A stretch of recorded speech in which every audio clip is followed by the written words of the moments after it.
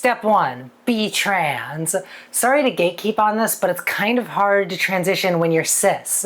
That didn't stop me because I did this out of order, and I didn't admit that I was trans until I was several months onto HRT.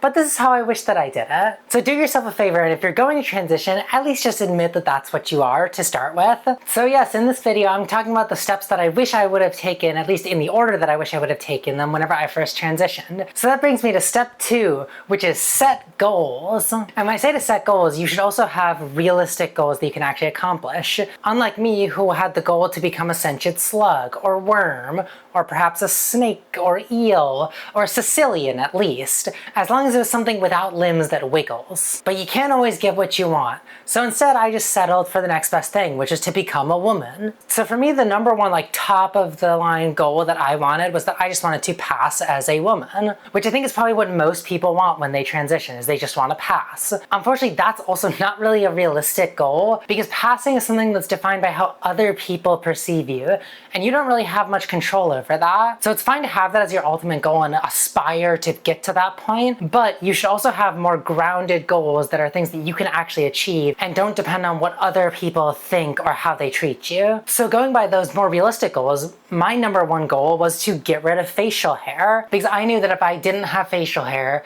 it would take away a lot of the gender dysphoria that I had felt for my whole life. And then I also wanted to dress femme and wear makeup, because I knew that those sorts of things would help me feel more myself. So for those of you out there starting to transition, set goals like that. Set your ultimate goals that you don't know if you'll ever achieve, but you can at least hope for.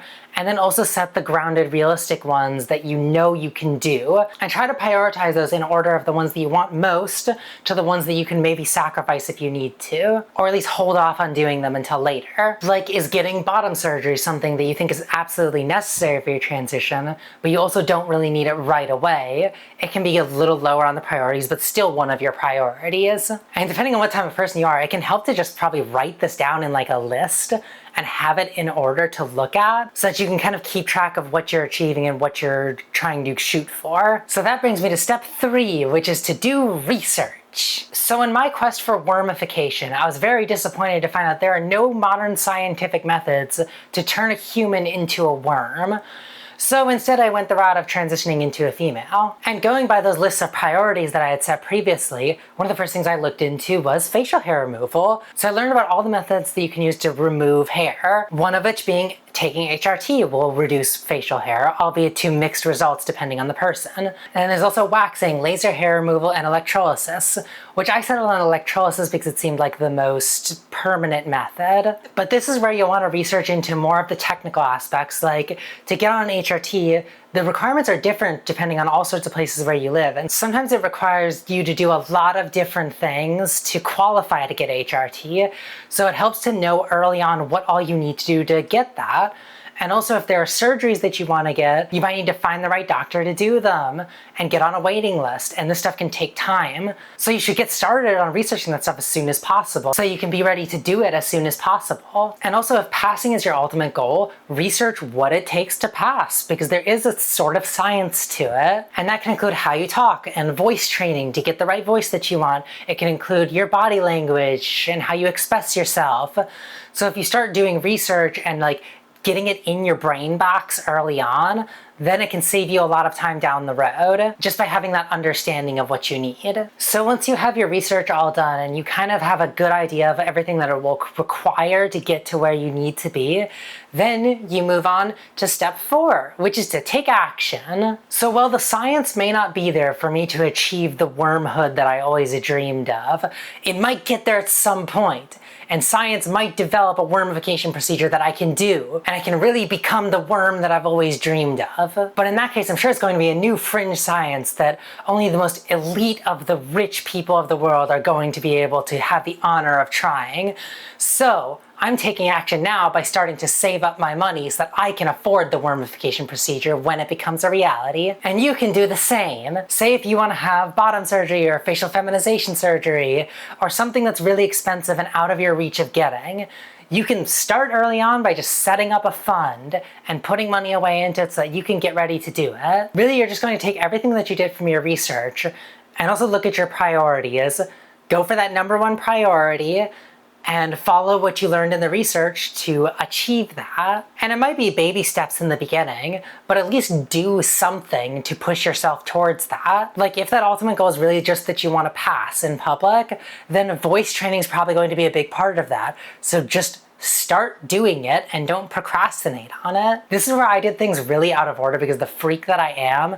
And before I did any of the other steps, I just started with take action and I started getting electrolysis treatments to remove my facial hair. Long before I admitted that I was trans, I barely did any research on it, and I hadn't even set any priorities or goals of what I really wanted out of it. I just knew that I didn't want facial hair. But if you have all those priorities and research done ahead of time, then you kind of know where to go and where to start and like the path that you need to take to get there. So, and if you don't take action and you keep just procrastinating on your goals and not really doing anything because you're afraid of it not working out or whatever, then you're gonna end up 85 years old having no progress, just like, one of these days I'm gonna get those tits I always dreamed of.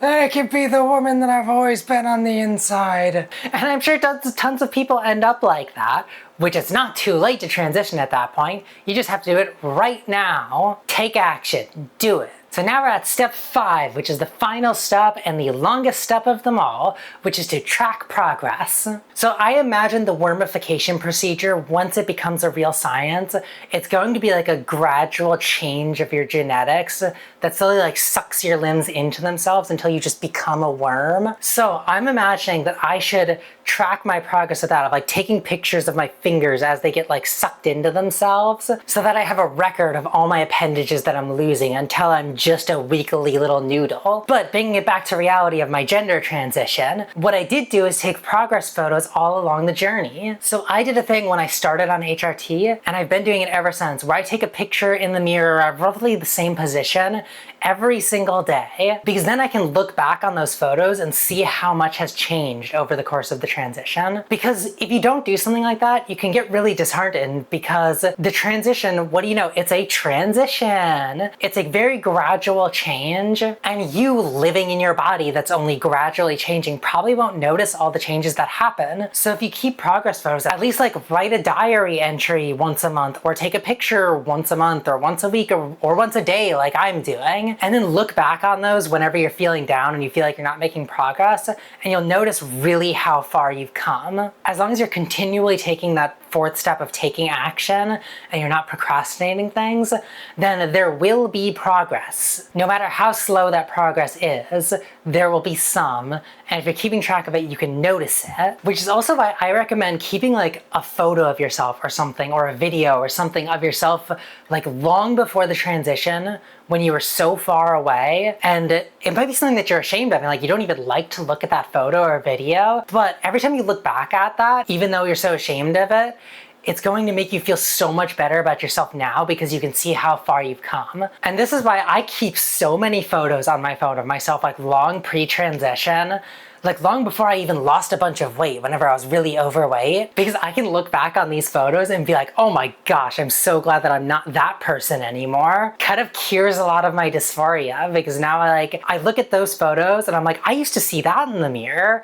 but now I look at them in the mirror now and I'm like, wait, why am I feeling bad about myself now? Because it's clearly so much better than it used to be, even though I'm not the worm that I dreamed of. So those are the 5 broad steps that I think you can take to go through a transition. Admit you're trans, set goals, research, take action, and track progress. So as I touched on earlier, I did these steps way out of order, and I wish I would have done them in this order that I said in this video, because roughly how I did it was I took action, started to get my facial hair removed, then I did a little research about it to make sure that's what I wanted, then I got on HRT, so then I started tracking my progress, then finally a few months into that I admitted that I was trans, and then I finally set goals of what I wanted by the end of it. I would not recommend doing it that way, because that was a very confusing process. So let me know in the comments, did I get something wrong? Did I miss something? If I were a worm, would you still love me? If I were a worm, would you love me more? The answer is yes. And what order did you take the steps of transitioning in? Also, feel free to check out my Twitch and check out my Instagram, give the video a like if you liked it, and subscribe to my channel and check out my other videos if you like this atrocity that is me. But if you'll excuse me, I have some practice for my upcoming worm life, so I'm gonna tie my arms and legs together and go writhe around in the dirt for a bit. So bye bye.